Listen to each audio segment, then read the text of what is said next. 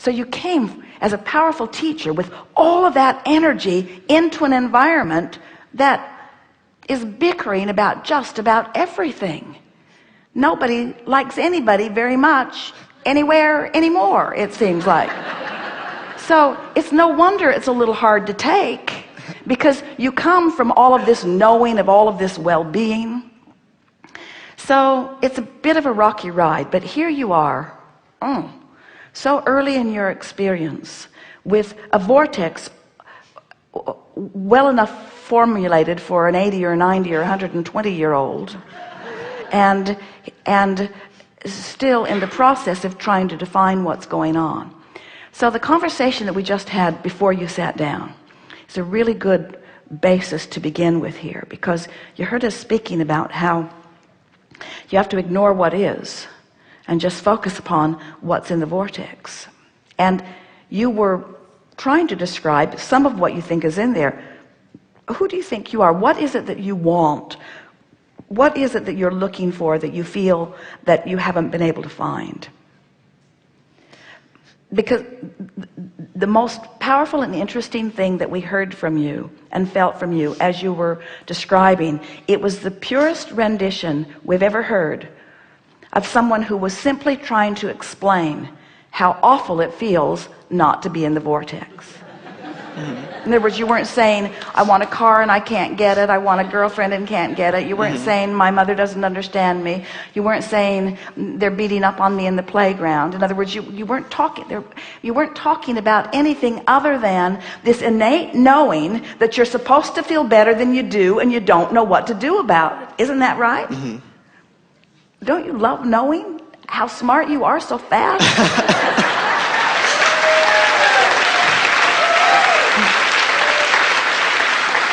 Because these old guys, because almost everyone else, in other words, by the time we meet most people, they've settled in to wanting something other than alignment. And so we have to start way. We just have to deconstruct everything that they've ever thought about everything to get them to understand. And you heard us just say the last thing just now to this mother, that we said we're going to give, now here is the test. Why do you want to get into the vortex? Do you want to get into the vortex in order to fix a relationship or to get something that you don't have? Or do you want to get into the vortex because that's who you are and that's where you belong? And that's what you came here to say.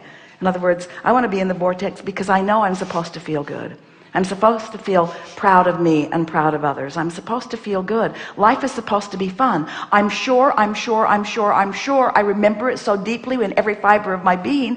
Life is supposed to feel fun, and it isn't feeling fun. Something's off. Something's wrong. And all it is that you and almost everybody else you know, you just caught it earlier, so it'll be way easier for you. Because most everybody else felt it and then accepted, well, life isn't supposed to be fun.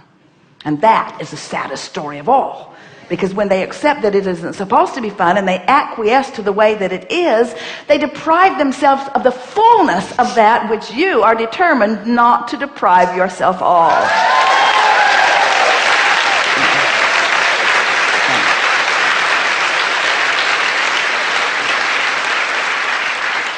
So what you do, you just do it a little bit at a time. You catch yourself in the vortex and then you milk it.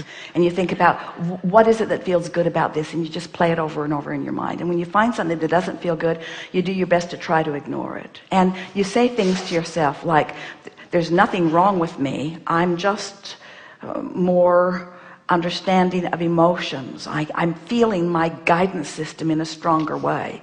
My guidance system is going to serve me earlier and younger than almost anybody else, and I'm going to get a handle on this. In fact, I've already got a handle on it. And then just what Esther does, because Esther has found herself really sensitive to energy, and like you, when she thinks about something, even if it's something that is a reality that normally she might think she needs to do something about, it's painful to focus upon it. And so she's just coming more and more to the place where when she finds things that are painful to focus upon, it's just not worth it. In other words, let humanity take care of humanity. Or, in other words, nothing is worth sacrificing your alignment with who you are. So The best thing that we found, there are a handful of things that we can give you that will make you feel good right away. Do you ever spend time meditating? Yeah, so sometimes I try. It's kind of hard to not think about stuff for me a little bit. Well, if you meditate before you're thinking about stuff, it's easier. Yeah, yeah. Because once stuff gets started, it's hard to not think about it. Right, yeah. So if you meditate earlier in the day before anything gets a head start, that's a real quieting your mind. And a good way to do it is focus upon some sound, like a condenser in an air conditioner, or a fan, or some white noise, or turn your radio on between stations and listen to the static, or something that has a sort of consistent sound that you can listen to that will distract you. And it's like putting your brain on pause. And as you quiet your mind by distracting yourself, and you could sit for 15 minutes and your mind could wander through most of it. And if you found 15 or 20 seconds of a quieted mind, you've served yourself really well, because during that quieted mind, you go into the vortex and you practice the vibration of alignment. And these are the words that we most want you to hear. Whatever you're thinking about causes you to practice the vibration of it. But the vibration of who you really are, you don't need to worry. You don't need to worry that things are going to distract you from who you really are, because ultimately we promise you that's not possible. Who you really are is a really powerful pulsing vibration, and if it weren't so, you wouldn't feel so awful when you're out of sync with it, you see. So the analogy or the comparison, one time a woman said to us, Abraham, I have a friend who's really negative and I'm really positive. And we acknowledged that she was mostly positive, but she said, my friend is healthy as a horse and I've got all of these diseases. It's not fair what's going on. And we said, there are two factors. The power of your desire is one factor, and where you are in relationship to it's another factor. So if someone called you on the telephone and said, hello, you don't know me, I'm just calling to tell you I'll never call you again, you would say, all righty, thanks for letting me know, goodbye. You wouldn't feel any tension about that. But if someone you cared about said that to you, you would feel tension. So the point that we're making with you is, as we talked about you hitting the ground running with all this fast moving energy, is that your vortex is really spinning in a strong way, and when you get out of sync with it, you feel it more powerfully than someone whose vortex isn't spinning so fast, or someone who's not sensitive to the energy of it. So it is our promise to you, you could not think enough negative thoughts to ever do yourself any damage. Are you hearing us? In other words, you don't need to worry, and you don't need to get it perfect. And this is the point that you're helping us make in the most powerful way that we've ever made it. Step 1, step 2, step 3. Step 1 says ask, and contrast is necessary for that. And so you've got to have some outside the vortex time. Our message to all of you is not get in the vortex and stay there. If that were your intention, you would be dead like us.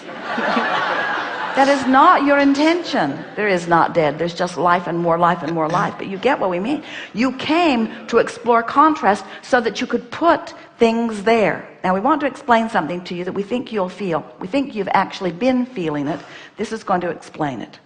So you know what you don't want, which causes you to know more clearly what you do want. And there's a momentary spike in that vibration. In other words, when you know what you don't want, you know for a moment, because the vibrations are going this way. We always demonstrate them this way, but on the sound file that Esther looks at, they go this way. So when you know what you don't want, you know what you do want. There's a spike.